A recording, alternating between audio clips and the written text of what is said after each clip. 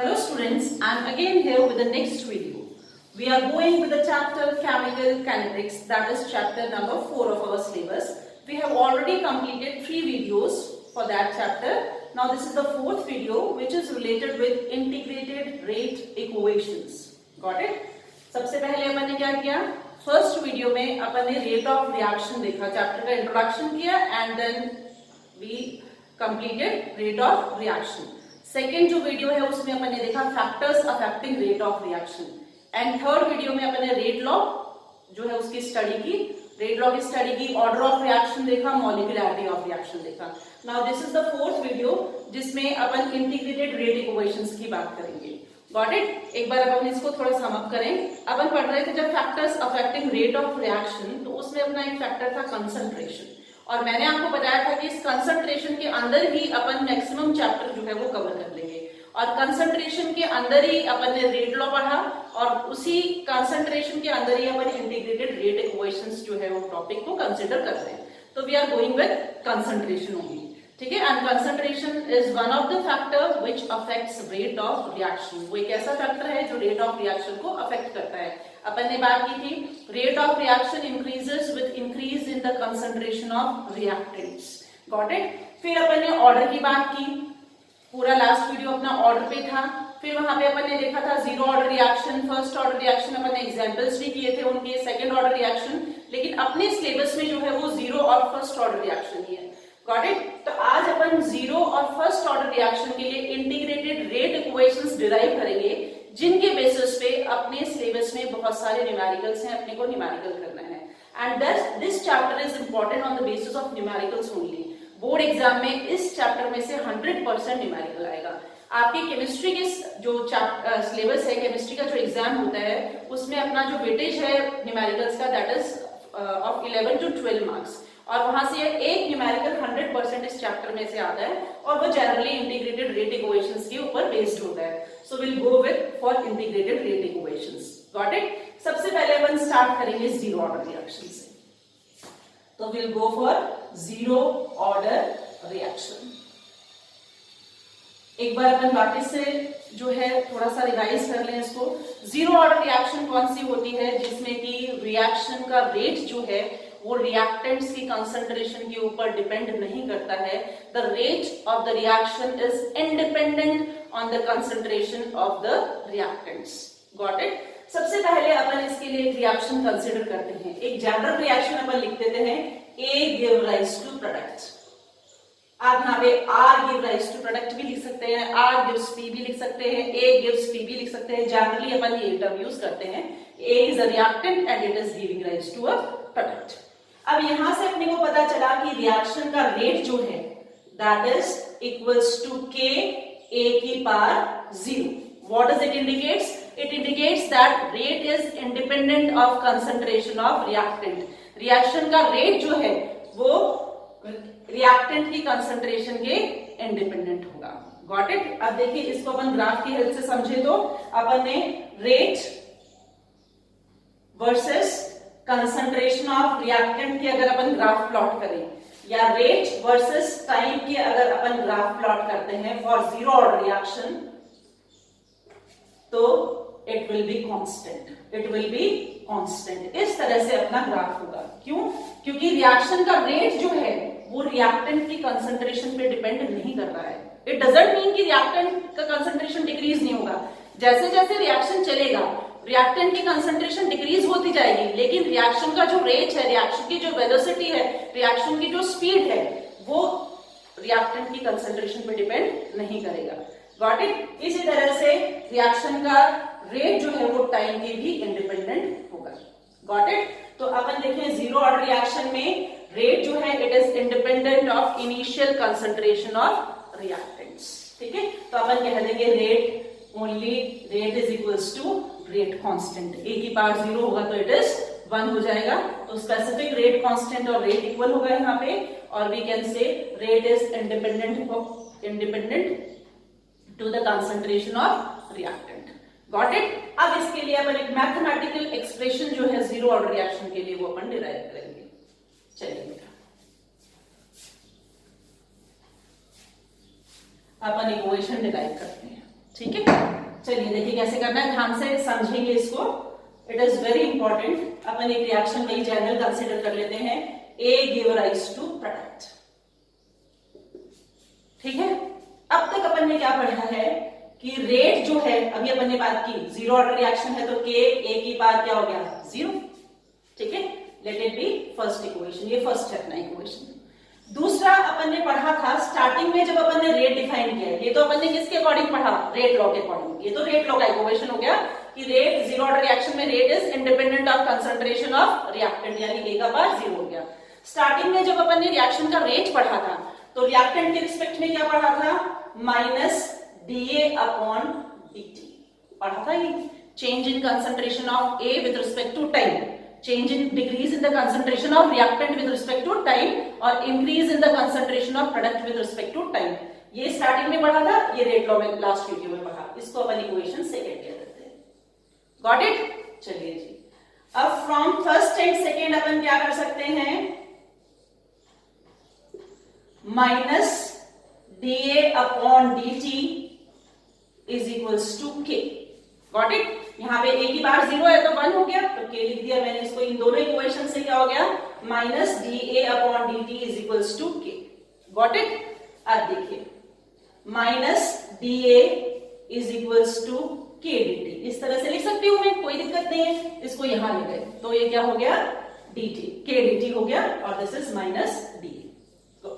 अब now next is integrating both sides. अब आप क्या करेंगे, दोनों साइड्स को इंटीग्रेट करेंगे, इंटीग्रेटिंग बोथ साइड्स।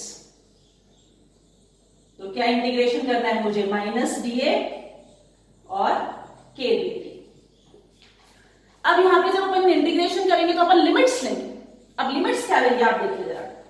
सबसे पहले मैं मानती हूं जब at T is equals to zero, जब अपना रिएक्शन शुरू नहीं हुआ था तो अपने पास में जो ए का कंसंट्रेशन था उसको अपन ने क्या मान लिया, ए नॉट। रिएक्टेंट का जो कंसंट्रेशन था उसको क्या मान लिया, ए नॉट। जीरो टाइम पर रिएक्टेंट पूरा था, जैसे मान लीजिए मैंने इसको स्टार्टिंग में 100% था, 100 था तो ये पूरा का पूरा ही था, तो इनिशियल कंसंट्रेशन इसको मैंने माना ए नॉट। तो ए नॉट यहाँ पे क्या लिया अपन ने, इनिशियल कंसंट्रेशन। ठीक है, अब अपन देखते हैं at time T is equal to T, किसी भी टाइम पे थोड़ी देर के बाद में जब रिएक्शन हुआ तब कुछ प्रोडक्ट बन गया तो रिएक्टेंट कम हो गया, तो वहां पे अपन रिएक्टेंट की कंसंट्रेशन को ए ही मान लेते हैं। ए की कंसंट्रेशन को क्या मानते हैं, ए। तो इसको अपन ने मान लिया फाइनल कंसंट्रेशन। क्या मान लिया इसको, फाइनल कंसंट्रेशन। Got it? जब रिएक्शन अपनी शुरू नहीं हुई थी, अपन ने स्टार्टिंग में क्या लिया, रिएक्टेंट। तो पूरा का पूरा रिएक्टेंट ही है मेरे पास, प्रोडक्ट बना नहीं है, तो जीरो टाइम है वो कि रिएक्शन शुरू नहीं हुआ है। तो वहां पे इनिशियल कंसंट्रेशन को, उस रिएक्टेंट की कंसंट्रेशन को अपन ने मान लिया ए नॉट। जीरो लगाया जीरो टाइम पे, फिर कुछ टाइम पे आफ्टर 10 सेकेंड्स, आफ्टर 20 सेकेंड्स, कोई भी टाइम हो सकता है, तो जनरली मैंने उसको टी से रिप्रेजेंट कर दिया। तो ए इज इक्वल्स टू क्या हो गया, ए मान लिया। तो किसी भी टाइम पे जो कंसंट्रेशन है रिएक्टेंट का वो क्या है, ए है, और जीरो टाइम पे जो रिएक्टेंट का कंसंट्रेशन है वो क्या है, ए नॉट है। तो ए तो क्या हो गया, फाइनल कंसंट्रेशन, ठीक है, और ए नॉट क्या हो गया, इनिशियल कंसंट्रेशन, या रिमेनिंग कह दें इसको, फाइनल रिमेनिंग कितना बचा है तो वो फाइनल हो गया। Got it? अब देखिए, अब अपन यहां लिमिट्स लेते हैं। तो लिमिट्स अपन ने क्या लिया यहाँ पे, जीरो से टी ले लिया। क्या ले लिया यहाँ पे, जीरो से टी ले लिया। ठीक है, तो यहाँ पे अपनी लिमिट क्या हो गई, ए नॉट से ए हो गया। समझ आई बात? जीरो टाइम पे इनिशियल कंसंट्रेशन ए नॉट है, टी टाइम पे कंसंट्रेशन क्या ए है, तो ये अपन ने लिमिट्स ले लिया। जब ये अपन इंटीग्रेशन करते हैं तो लिमिट्स लेते हैं, मैथ्स वाले स्टूडेंट्स को पता है। तो इन लिमिट्स में किया जीरो से लेकर टी टाइम तक, और यहाँ पे इनिशियल कंसंट्रेशन से लेकर फाइनल कंसंट्रेशन तक। ओके, अब जब अपन इसका इंटीग्रेशन करके इसको सॉल्व करते हैं तो क्या आता है यहां से अपने पास में, तो अपन ये लिया तो ये आ गया अपने पास minus A naught, A minus A naught, ये इसका इंटीग्रेशन का फॉर्मूला है, ए माइनस ए नॉट। फिर इधर आ गया अपने पास में के टी, के है, के तो कांस्टेंट है, बाहर आ गया, और यह है टी माइनस जीरो। इसका इंटीग्रेशन करेंगे dt का तो t माइनस जीरो हो जाएगा। जैसे ये हुआ a माइनस ए नॉट, तो ये क्या हुआ यहाँ t माइनस जीरो। तो यहाँ पे इसको मैंने सॉल्व कर लिया, ये a माइनस का साइन, तो इसको मैंने इस तरह से लिख लिया a नॉट माइनस a और इधर हो गया ये k, 0 हो गया। समझ आया सबको? ठीक है, देखिए क्या किया, इंटीग्रेशन किया, माइनस मैथ्स वाले हैं तो उनको तो बहुत अच्छे से आया होगा, बायो वालों को थोड़ी सी प्रॉब्लम है तो आप देख लीजिए। ये जो इसको अपन ने इंटीग्रेशन किया, इसके लिए लिमिट्स लिए, तो टाइम अपन ने क्या लिया 0 से t, तो 0 टाइम पे जो इनिशियल कंसंट्रेशन होगी वो a नॉट हो जाएगा और जो t टाइम पे कंसंट्रेशन होगा वो a होगा। तो इसका इंटीग्रेशन किया तो ये आ जाएगा a माइनस a नॉट, ये माइनस टर्म माइनस था ही पहले तो ये बाहर आ गया, तो ये आ गया a not, sorry a minus a naught, minus बाहर है और k तो कांस्टेंट है ही, और dt का क्या हो जाएगा इंटीग्रेशन t माइनस 0। अब इसको इस तरह से कर दिया, ये माइनस इधर माइनस आ गया, माइनस माइनस प्लस हो गया, तो a नॉट माइनस a हो गया, ये kt हो गया। अब k इज इक्वल्स टू क्या हो गया, a naught minus a upon t। This is integrated rate equation for zero order reaction. ये जीरो ऑर्डर रिएक्शन की इंटीग्रेटेड रेट इक्वेशन है। अब इसमें क्या है, टर्म्स देखें अपन, k जो है वो क्या है यहाँ पे रेट कांस्टेंट, a नॉट क्या है यहाँ पे initial concentration, got it, a क्या है फाइनल और रिमेनिंग कह सकते हैं अपन, फाइनल और रिमेनिंग कंसंट्रेशन, बचा हुआ जो कंसंट्रेशन है, और t क्या है यहाँ पे टाइम। इस फॉर्मूला के बेसिस पे अपने को न्यूमेरिकल्स करनी है। Got it? समझ आया? एक बार वापस से देखिए, ये फाइनल फॉर्मूला हो गया। जीरो ऑर्डर रिएक्शन में रेट के की जीरो पावर पे डिपेंड करेगा, और रेट वैसे लिखते हैं अपन माइनस और decrease in the concentration of reactant with respect to time. दोनों को इक्वेट कर दिया, ये आ गया अपने पास में इक्वेशन। इंटीग्रेशन किया, इंटीग्रेशन के लिए लिमिट लेंगे, लिमिट क्या लेना है 0 से t, तो 0 टाइप पे initial concentration a not, t type पे कंसंट्रेशन a। ठीक है, इंटीग्रेशन किया तो क्या आ गया अपने पास में, माइनस का तो साइन एज इट इज आ गया, ये आया a माइनस a नॉट और dt का हो गया t माइनस 0, ये लिमिट्स हैं जो, तो a naught minus a kt, k is equals to a naught minus a upon t। इस तरह से अपन इसको कैलकुलेट करते हैं। Got it? चलिए बेटा, अब अपन थोड़ा सा इसका एक ग्राफ और ड्रॉ करते हैं। जीरो ऑर्डर रिएक्शन का ग्राफ बहुत इंपॉर्टेंट है, तो वो भी एग्जाम में आने के चांसेस है, तो अपन यहाँ से ग्राफ ड्रॉ करते हैं। मैं इस साइड को रख कर देती हूँ, लिख लीजिए आप, साथ साथ में नोट डाउन कर लेंगे इसको। अब अपन ग्राफ प्लॉट करते हैं कंसंट्रेशन ऑफ A वर्सेस, इस तरह से लिख दिया।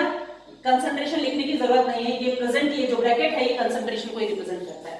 Concentration with respect to time अपन ग्राफ प्लॉट करते हैं। यहाँ पे अपन ने रिएक्टेंट का कंसंट्रेशन लिया, यहाँ पे अपन ने टाइम लिया। Got it? तो अपना ग्राफ जो है वो इस तरह से आएगा, क्योंकि रिएक्टेंट की कंसंट्रेशन हमेशा टाइम के साथ में क्या होती है, वो डिक्रीज होती है। रिएक्शन जब ही चलेगा जब रिएक्टेंट की कंसंट्रेशन क्या होगी, डिक्रीज होगा। तो अपना जो ग्राफ है वो इस तरह से आएगा, और यहाँ पे जो स्लोप होगा वो किसके इक्वल हो जाएगा, माइनस के इक्वल हो जाएगा, और ये जो है this intercept is equals to a not, ये इनिशियल कंसंट्रेशन हो गया। This is initial concentration a not, ये इनिशियल कंसंट्रेशन है a नॉट, जो यहाँ से स्टार्ट किया अपन ने, तो यहाँ तो पूरा रिएक्टेंट था ही, फिर धीरे धीरे धीरे धीरे रिएक्टेंट की कंसंट्रेशन डिक्रीज होती जा रही है, और फाइनली जैसे जैसे रिएक्शन खत्म हुआ तो इसकी कंसंट्रेशन, फाइनल कंसंट्रेशन क्या हो गई, 0, खत्म हो गया पूरा रिएक्टेंट, तो रिएक्शन स्टॉप हो गई, ये हो गया उसका 0 हो गया कंसंट्रेशन। तो अगर अपन यहाँ से बात करें तो अपन ने a नॉट, ये a वर्सेस t का ग्राफ प्लॉट किया है, a वर्सेस t का ग्राफ प्लॉट किया है, a नॉट ये हो गया इंटरसेप्ट, और स्लोप जो है किसके इक्वल आ जाएगा, माइनस के इक्वल हो जाएगा। ठीक है, बोर्ड एग्जाम में बहुत बार इस ग्राफ के ऊपर क्वेश्चन जो है आया हुआ है, इस तरह से ग्राफ आया हुआ है और पूछा है कौन से ऑर्डर का ग्राफ है ये, और give us the value of slope. 2014 में आने क्वेश्चन सीबीएसई में, कि ग्राफ दिया हुआ था आपको एग्जाम में और पूछा था कौन से ऑर्डर का ग्राफ है and give the value of slope. तो स्लोप क्या हो जाएगा, slope is equals to minus k है। Got it? तो this is about zero order reaction. ठीक है, अब जीरो ऑर्डर रिएक्शन के कुछ अपन एग्जांपल्स लिए, अपन ने कल भी कंसीडर किए थे एग्जांपल्स की। ग्राफ बहुत इंपॉर्टेंट है, देख लीजिए। अगर अपन इसको यहाँ से कंपेयर करें तो a नॉट हो गया, ये a लिया मैंने यहाँ पे, और इस this one is a not, ठीक है, ये ए नॉट हो गया और टी ये टाइम हो गया और slope is equals to minus k आ जाएगा। Got it? अगर अपन इसको इस फॉर्म में लिखोगे, आप जो इक्वेशन की फॉर्म में लिखोगे, स्ट्रेट लाइन की जो इक्वेशन होती है उसकी फॉर्म में लिखोगे तो आपको इजीली पता चल जाएगा कि किस तरह से स्लोप की वैल्यू माइनस के आएगी। ठीक है, आप इसको ध्यान रखेंगे। Got it? चलिए अब नेक्स्ट आगे चलते हैं अपन जीरो ऑर्डर का थोड़ा सा करते हैं अपन रिएक्शंस के कुछ एग्जांपल्स। जैसे अपन ने कल भी बात की थी, जो फोटोकेमिकल रिएक्शंस होती हैं, फोटोकेमिकल रिएक्शंस, फोटोकेमिकल रिएक्शन कैसे, जैसे H2 plus Cl2 gives 2HCl, ठीक है, ये रिएक्शन का रेट जो है वो लाइट की इंटेंसिटी पे डिपेंड करता है, इसलिए this one is independent of concentration of H2 and concentration of Cl2। तो ये कैसा रिएक्शन था अपना, रिएक्शन का रेट जो है वो किस तरह से अपन लिखेंगे, H2 की पावर 0 और Cl2 की पावर 0। तो ये किस तरह का रिएक्शन है अपना, जीरो ऑर्डर रिएक्शन है। दूसरा जो अपन देखते हैं गैसेस का जो डिसोसिएशन होता है, फॉर एग्जांपल जैसे अपन ने देखा 2NH3 gives N2 plus 3H2, ये प्लैटिनम के सरफेस पे होता है। इस तरह से जो गैसेस का डिसोसिएशन होता है on the surface of platinum, वो भी अपन देखते हैं it is zero order reaction. किस तरह की रिएक्शन से, ये जीरो ऑर्डर रिएक्शन से। तो these are few examples of zero order reaction, जो आपको अगर आप एग्जाम में पूछ लेंगे one example of zero order reaction, तो you must know these examples. ठीक है, तो कोई भी आप एक दो एग्जांपल्स लर्न कर लें जीरो ऑर्डर के लिए। Got it? तो यहाँ पे रिएक्शन का रेट जो है इनकी कंसंट्रेशन पे डिपेंड नहीं करता है, तो ये जीरो ऑर्डर हो गया। यहाँ पे भी इसके अमोनिया की कंसंट्रेशन पे डिपेंड नहीं करता है, so it is zero order reaction. Got it? चलिए नेक्स्ट, अब यहाँ पे अपने को जीरो ऑर्डर रिएक्शन के लिए अपन यहाँ पे हाफ लाइफ और निकालेंगे। हाफ लाइफ, यही सारी चीजें जो अपन यहाँ पे निकाल रहे हैं, यही अपन को सारी फर्स्ट ऑर्डर के लिए भी निकालनी है। Got it? तो सबसे पहले अपन ने जीरो ऑर्डर की रेट काइनेटिक्स निकाली, अब अपन हाफ लाइफ निकालेंगे। अब हाफ लाइफ का क्या मतलब होता है, हाफ लाइफ को अपन मानते हैं कि ऐसा टाइम जिसमें रिएक्शन 50% कंप्लीट हो जाती है, उसको अपन क्या कहते हैं, हाफ लाइफ। ठीक है, time in which reaction is 50% completed, or we can say the time period in which the initial concentration of the reactant is reduced to half। Half life है तो हाफ की बात तो आएगी, यानी कि वो टाइम पीरियड जहां पे रिएक्टेंट की इनिशियल कंसंट्रेशन क्या रह जाती है, उसका आधा रह जाती है, उसको अपन क्या बोलते हैं, हाफ लाइफ। नाम से पता चल रहा है हाफ लाइफ। ठीक है, so half life is that time period in which the initial concentration of reactant is reduced to half. जबकि इनिशियल कंसंट्रेशन क्या हो जाए, रिएक्टेंट की वो हाफ हो जाए। तो यानी अपन उसको किसी भी वे में कह सकते हैं कि रिएक्शन 50% कंप्लीट हो जाए, या जो इनिशियल कंसंट्रेशन है रिएक्टेंट की वो क्या हो जाए, हाफ रह जाए। तो व्हाट डज इट मीन कि यहाँ पे जो फाइनल कंसंट्रेशन है वो क्या हो जाए, हाफ हो जाए। यानी कि A इज इक्वल्स टू क्या हो जाएगा, A0/2। क्या बोला अपन ने, इनिशियल वो टाइम पीरियड जबकि इनिशियल कंसंट्रेशन जो है रिड्यूस टू हाफ, आधा रह जाए, यानी आधा खत्म हो गया। यानी अपन कहते हैं या तो प्रोडक्ट आधा हो गया, या रिएक्टेंट आधा बच गया, या प्रोडक्ट आधा बन गया, दैट इज सेम थिंग। यानी कि क्या हो जाएगा, A जो अपना फाइनल कंसंट्रेशन है, जो अपना रिमेनिंग कंसंट्रेशन है, वो इनिशियल कंसंट्रेशन का आधा हो जाएगा। Got it? ठीक है, फाइनल कंसंट्रेशन क्या हो जाएगा, that is half of initial concentration. Reaction 50% complete हो गया, यानी रिएक्टेंट 50% खत्म हो गया, रिएक्टेंट या अपन कहते हैं 50% बचा है, और प्रोडक्ट 50% बन गया, दैट इज सेम थिंग। आप किसी भी वे में कह लीजिए, the thing is same. It is the time period in which the initial concentration is reduced to half, और we can say the reaction is completed 50%, यानी फाइनल कंसंट्रेशन क्या हो जाएगा अपना इनिशियल कंसंट्रेशन का हाफ। Got it? अब अपन ने ये फर्स्ट ऑर्डर काइनेटिक्स के लिए ये अपन ने डिराइव किया था, K is equals to A0 minus A/T। इसको मान लीजिए थर्ड इक्वेशन माना था अपन ने। इसमें A की जगह अपने को क्या पुट करना है, A0/2। A की जगह क्या पुट कर देंगे अपन, A0/2। Got it? अब पुट करिए, तो ये क्या हो गया, K is equals to A0 minus A0/2 upon T। अब टी नहीं लिखेंगे इसको, अब इसको क्या लिख देंगे, टी हाफ। क्या लिख देंगे यहाँ पे, टी हाफ। टाइम पीरियड निकाल रहे हैं ना, और यहाँ क्या आ जाएगा के। ठीक है, टी यहाँ लिया, के यहाँ लिया। अब टी नहीं रहा, हाफ लाइफ की बात कर रहे हैं, तो हाफ लाइफ को अपन किससे डेजिग्नेट करते हैं, टी हाफ से। इसको इस तरह से प्रेजेंट करना है। तो T half is equals to क्या हो गया, ए नॉट माइनस ए जो था उसकी जगह अपन ने क्या लिख दिया, ए नॉट अपॉन 2 और के। अब देखिए बहुत सिंपल सी कैलकुलेशन है, 1 A naught minus half A naught, तो क्या बच गया, हाफ ए नॉट। तो ये क्या हो जाएगा, ए not upon 2 k. T half is equals to A not upon 2 k. This is the half life equation for zero order reaction. Half life equation है किसके लिए, जीरो ऑर्डर रिएक्शन के लिए। This is also very important. अब देखिए यहां से अपने को एक चीज पता चल रही है, क्या पता चल रही है कि the half life of zero order reaction is directly proportional to, or we can say is dependent on initial concentration of reactant. A not क्या है, इनिशियल कंसंट्रेशन रिएक्टेंट का।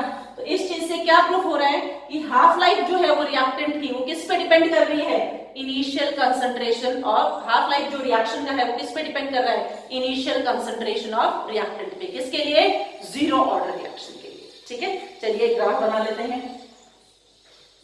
Initial concentration versus T half depend कर रहा है, तो यानी क्या हो गया, डायरेक्ट प्रोपोर्शनल। तो डायरेक्ट प्रोपोर्शनलिटी के लिए हमेशा क्या होता है, there will be straight line. तो इस तरह से अपन स्ट्रेट लाइन जो है वो ड्रॉ कर देंगे।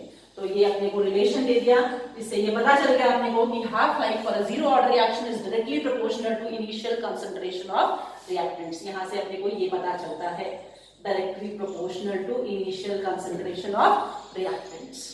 Got it? जीरो ऑर्डर में इतना ही। इसके ऊपर न्यूमेरिकल्स हैं, उसको मैं आपको बताऊंगी नेक्स्ट वीडियो में और अपन सॉल्व करेंगे। अभी आज मतलब इसमें जीरो ऑर्डर का इतना ही करेंगे। अब अपन फर्स्ट ऑर्डर की इंटीग्रेटेड रेट इक्वेशन करते हैं। Got it? इसमें कोई डाउट है तो आप मुझसे पूछ लेंगे। अब नेक्स्ट अपन चलते हैं फॉर फर्स्ट ऑर्डर। कुछ भी नहीं, कंपैरेटिव करके करना है अपने को, जैसे अपन ने जीरो ऑर्डर में किया वैसे ही अपने को फर्स्ट ऑर्डर में चलना है। ठीक है, चलिए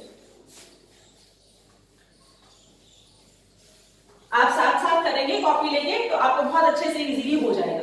देखिए फर्स्ट ऑर्डर रिएक्शन,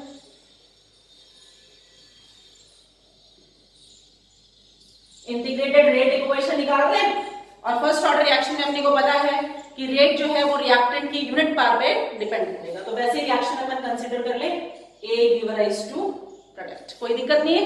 वैसे लिखे दोनों equations, rate is equals to k A की पावर 1, ये तो क्या हो गया, रेट लो, और दूसरा अपना क्या था, rate is equals to minus d A upon d T, जैसा वहां पे लिखा था। ठीक है, इन दोनों से वैसे इक्वेट कर लें, minus d A upon d T is equals to k A. वहां पे 1 हो गया था, यहाँ के ए हो जाएगा क्योंकि ए की पावर 1 है। अब इस टर्म को यहाँ ले आए, इस टर्म को यहाँ कर ले, सेम सेम जैसे टर्म एक तरफ ले आए, डी ए अपॉन ए, और यहाँ पे क्या हो गया, के डी टी। Got it? अब वैसे ही इंटीग्रेटिंग बोथ साइड्स, जो मैंने पहले किया था, integrating both sides, minus d A upon A, और ये क्या हो जाएगा, इंटीग्रेशन किसका, के डी टी का। वैसे लिमिट्स लेंगे तो 0 से t, तो 0 पे कंसंट्रेशन क्या थी, ए नॉट, और t टाइम पे a, वो पहले बात कर ली। Initial concentration, final concentration, 0 time पे इनिशियल कंसंट्रेशन, t टाइम पे कंसंट्रेशन a हो गया। अब इंटीग्रेशन का क्या आया अपने पास में रिजल्ट, देखें जरा, वैसे ही आ जाएगा अपने पास में। अब देखिए बेटा, यहाँ पे डी ए अपॉन ए था, वहां सिर्फ डी ए था, तो यहाँ पे जो अपनी टर्म आएगी वो क्या आएगी, ln। ln is natural log, ठीक है, बेस 10 नहीं है, नेचुरल लॉग है। तो ये क्या आ जाएगा अपने पास में, ln a minus A not, वैसे ही जैसे मैंने पहले किया था, a माइनस ए नॉट, और ये वही टर्म आ जाएगी के टी माइनस 0, इसी तरह से आ जाएगा। तो ये अपने पास में हो जाएगा minus ln a minus A naught, और ये के टी। अब अपन जो सारे लॉग्स की टर्म्स पढ़ते हैं, लॉग की टर्म वो बेस 10 में पढ़ते हैं, और अपने को जो टेबल वगैरह दी हुई है बुक्स में वो भी बेस 10 पे ही दी हुई है, तो अपन इसको बेस 10 में कन्वर्ट कर ले। तो ln को जब अपन बेस 10 में कन्वर्ट करते हैं तो ये हो जाता है 2.303 लॉग, ये हो जाता है। तो ln को चेंज कर लेते हैं अपन, तो ये हो गया माइनस 2.303 लॉग, ठीक है। और ये अपनी टर्म हो गई a माइनस a नॉट और kt, ठीक है। अब इसको और अपन मॉडिफाई कर लेते हैं, सारी इक्वेशन को अपन क्या करें, ये हो गया अपने पास में kt इधर ले आए is equals to 2.303 log, minus को ले जाते हैं इधर तो ये प्लस हो जाएगा, log a naught upon a, ये टर्म प्लस में हो जाएगी माइनस में हो जाएगी, तो माइनस वाला नीचे आ जाएगा, ये ऊपर जाएगा। तो ये हो गया minus 2.303 log a minus a not था, माइनस को सॉल्व किया तो यहाँ माइनस आ गया, यहाँ प्लस आ गया, तो प्लस वाली टर्म ऊपर रहेगी, माइनस वाली नीचे आ जाएगी, a naught upon a 2.303 log आ गया अपना।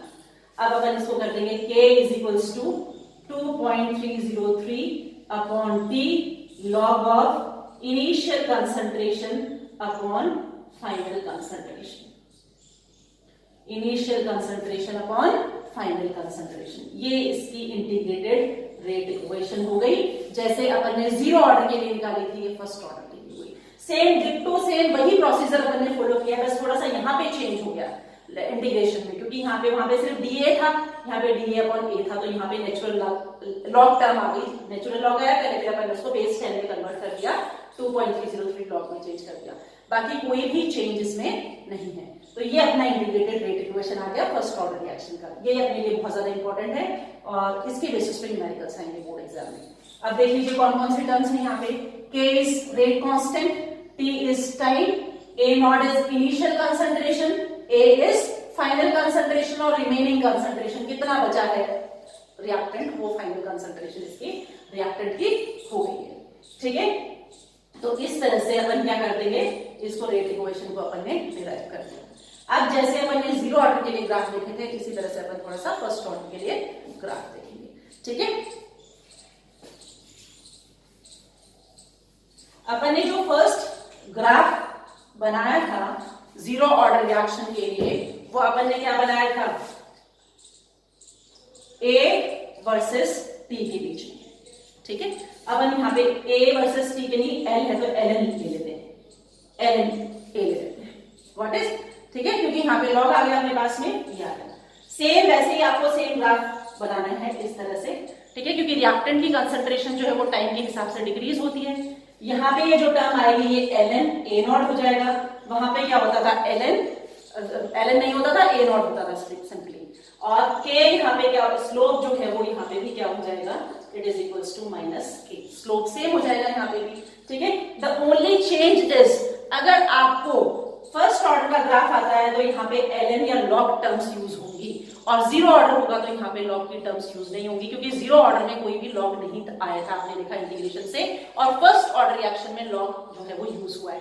तो अगर ln आता है, ये ग्राफ आया हुआ है बोर्ड एग्जाम में, लेकिन जीरो ऑर्डर के लिए आया हुआ है, तो वहां पे ln नहीं था यहाँ पे, ठीक है। तो ये ग्राफ एकदम डिक्टो सेम है, कोई भी वेरिएशन नहीं है, सिर्फ आपको यहाँ अटेंशन देना है कि अगर ln है या लॉग है यहाँ पे तो ये फर्स्ट ऑर्डर के लिए, और लॉग नहीं है यहाँ पे तो ये जीरो ऑर्डर के लिए। बाकी सारी चीजें सेम है, टी सेम है, कंसंट्रेशन ऑफ ए सेम है, इनिशियल कंसंट्रेशन सेम है, स्लोप जो है वो माइनस के इक्वल है, तो सेम उसकी तरह ही है एकदम, गॉट इट। और अगर इस इक्वेशन से अपन ग्राफ प्लॉट करते हैं तो वो किस तरह का होगा, देखिए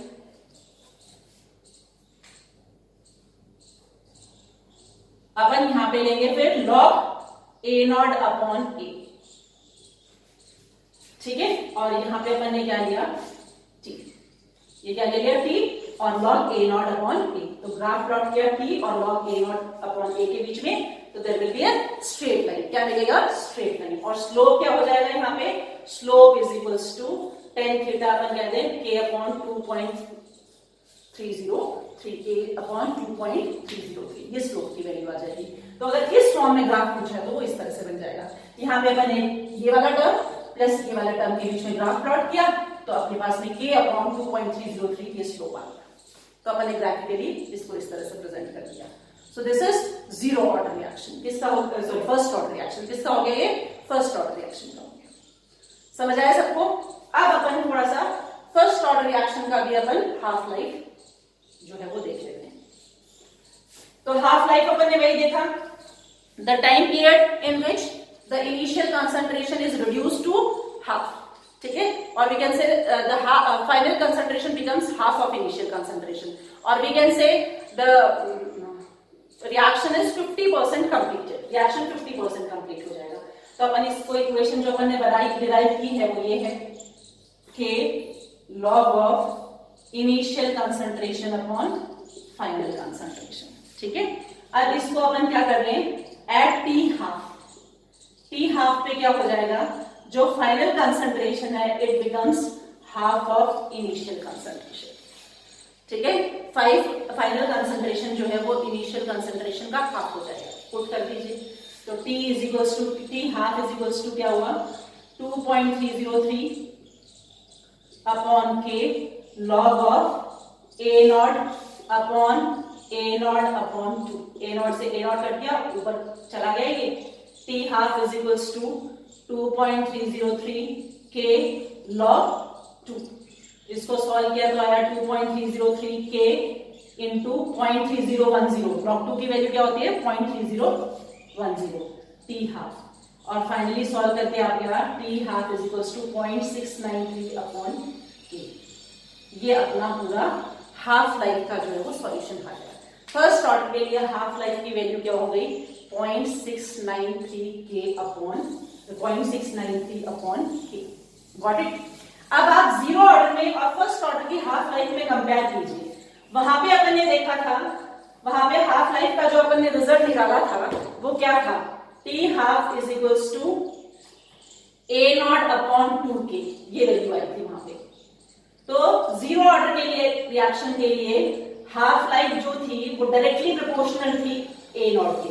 यहां पे हाफ लाइफ जो है इट इज इंडिपेंडेंट